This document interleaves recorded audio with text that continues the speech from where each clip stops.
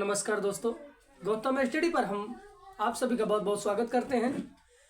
जैसे कि हमारी कंटिन्यू जो क्लास है भारतीय संविधान से चलती है लगातार, और आज हम भारतीय संविधान के भाग 5 को लेकर आए हुए हैं, जिसमें संघ की बात करता है हमारा संविधान, और इसके कुछ आर्टिकल भी हैं, उनको भी देखेंगे। आर्टिकल तो वैसे हमारे भाग 5 में अनुच्छेद 52 से लेके 151 तक है, लेकिन हम थोड़ा थोड़ा करके सारे आर्टिकल को देखेंगे।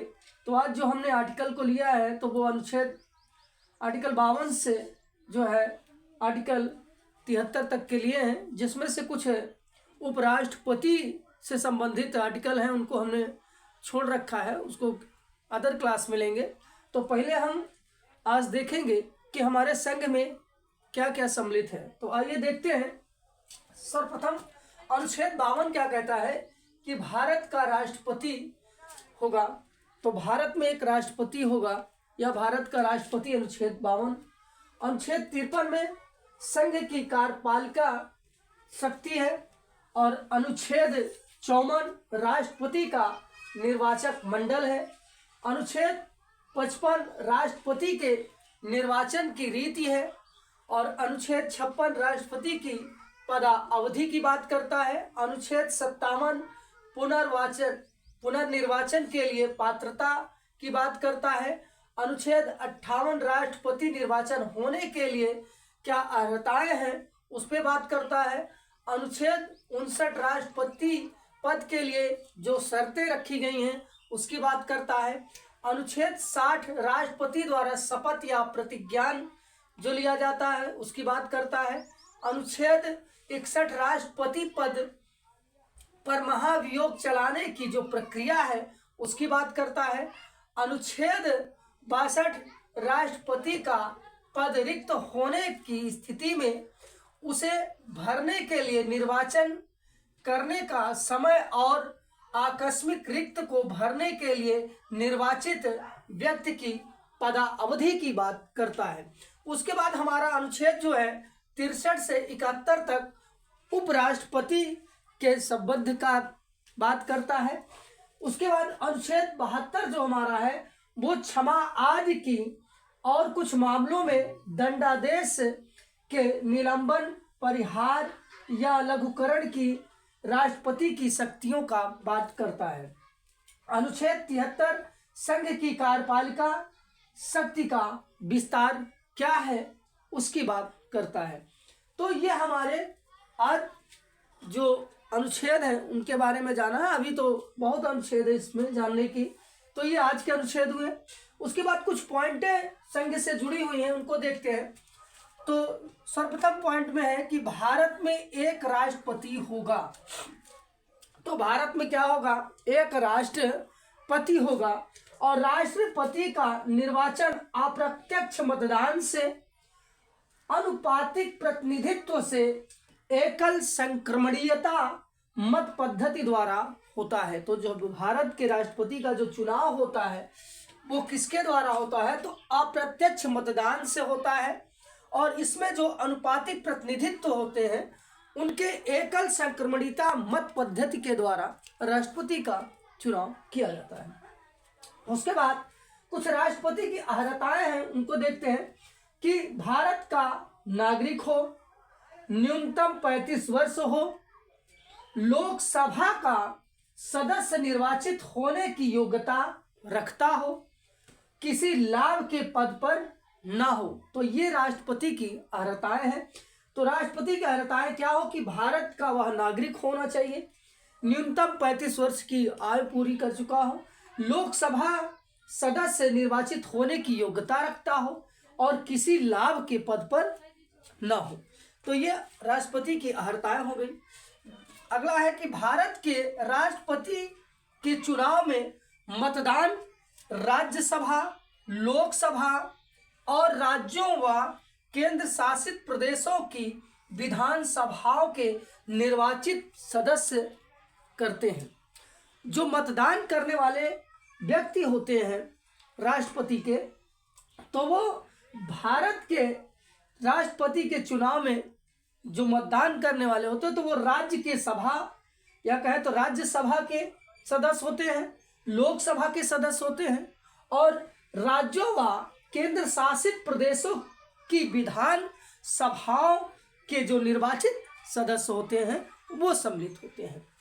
उसके बाद भारत के राष्ट्रपति उम्मीदवार के प्रस्ताव का अनुसमर्थन कम से कम 50 निर्वाचकों द्वारा किया जाना चाहिए।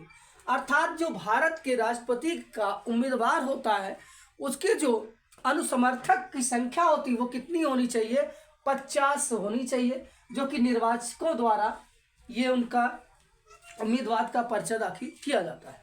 उसके बाद अगला है कि भारत में राष्ट्रपति का चुनाव एकल हस्तांतरणीय मत प्रणाली द्वारा किया जाता है। तो जो भारत का राष्ट्रपति का जो चुनाव होता है वो किस प्रकार होता है? तो एकल हस्त्र या हस्तांतरणीय, ठीक है, मत प्रणाली द्वारा किया जाता है।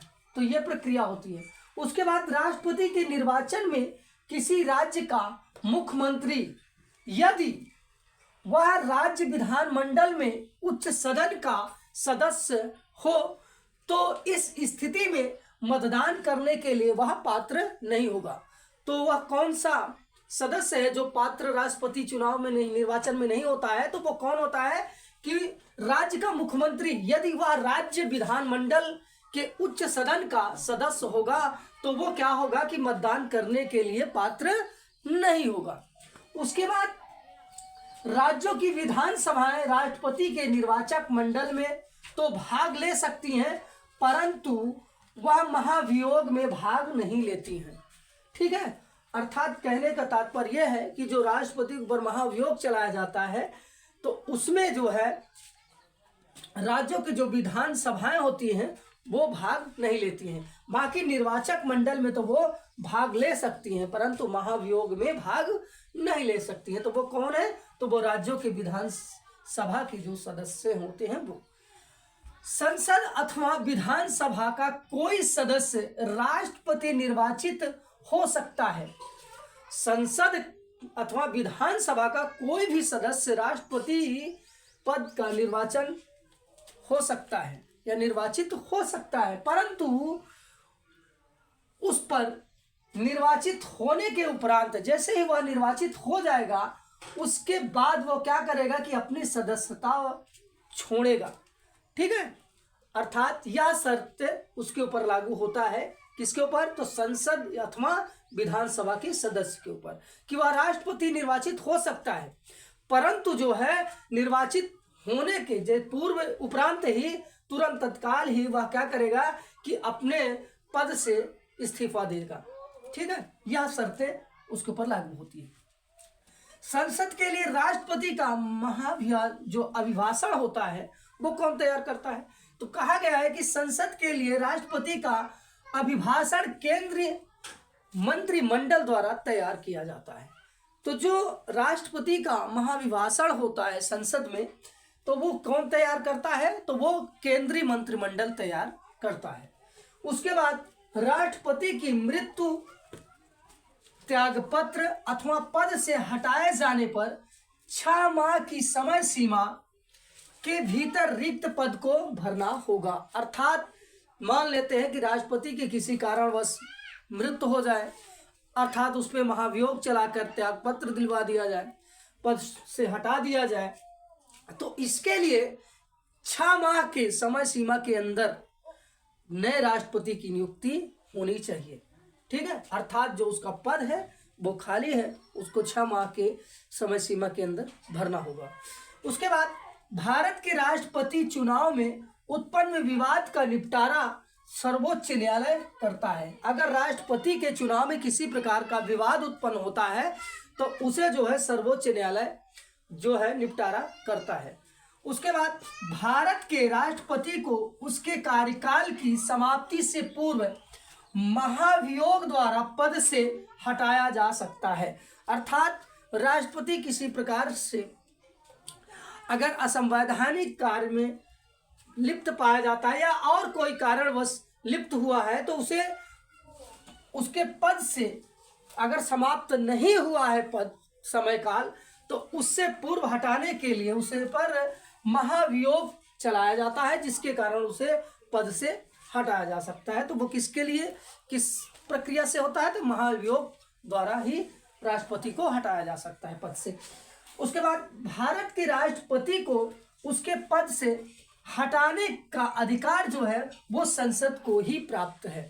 तो राष्ट्रपति को उसके पद से हटाने के लिए संसद को यह अधिकार प्राप्त है कि वो राष्ट्रपति पर महाभियोग लगाकर उसके पद से हटा सकते हैं। राष्ट्रपति को कोई भी विषय पुनर्विचार के लिए मंत्रिपरिषद को वापस भेजने का अधिकार 44वें संविधान संशोधन द्वारा प्रदान किया गया है। अर्थात यहाँ भी यह कह रहा है कि राष्ट्रपति को कोई विषय पुनर्विचार करने का कोई विषय है तो उसके लिए मंत्रिपरिषद को वह वापस भेज सकता है। तो यह प्रक्रिया जो है संविधान संशोधन 44वें द्वारा प्रदान किया गया है। अर्थात कहें तो 44वें भारतीय संविधान संशोधन द्वारा यह अधिकार राष्ट्रपति को प्रदान किया गया है।